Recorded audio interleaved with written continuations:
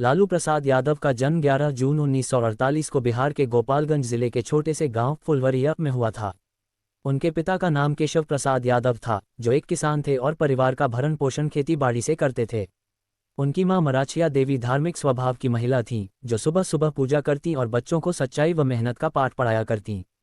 लालू 6 भाइयों में चौथे नंबर पर थे। घर में ज्यादा आमदनी नहीं थी, लेकिन प्यार और अपनापन बहुत था।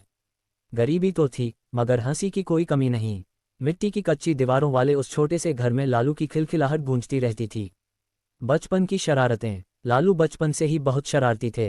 स्कूल जाने से ज्यादा उन्हें नदी में तैरना, दोस्तों के साथ बैलगाड़ी की सवारी करना और खेतों में खेलना पसंद था।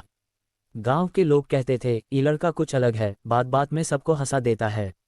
कहते हैं एक बार स्कूल में टीचर ने पूछा, लालू बताओ दुनिया का सबसे बड़ा जानवर कौन है। लालू ने झट से कहा, टीचर जी, हाथी सबसे बड़ा जानवर है, लेकिन मेरे गांव में तो भैंस उससे भी बड़ी है। सारी क्लास हंस पड़ी और टीचर भी मुस्कुरा दिए। लालू का यही हंसमुख स्वभाव बाद में उनकी राजनीति की सबसे बड़ी ताकत बना। गरीबी में पढ़ाई का संघर्ष। लालू के घर की आर्थिक स्थिति बहुत कमजोर थी। कई बार स्कूल की फीस भरने के पैसे नहीं होते थे।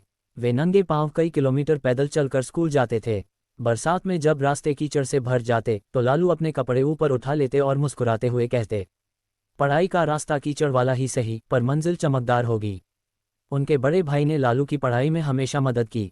जब भी घर में अनाज बेचने की बात आती तो मां कहती, पहले बच्चों की पढ़ाई हो जाए, फिर खेत की चिंता करेंगे। लालू ने मैट्रिक पास करने के बाद पटना यूनिवर्सिटी में एडमिशन लिया। यहीं से उनके जीवन का नया अध्याय शुरू हुआ। गांव से पटना तक का सफ़र।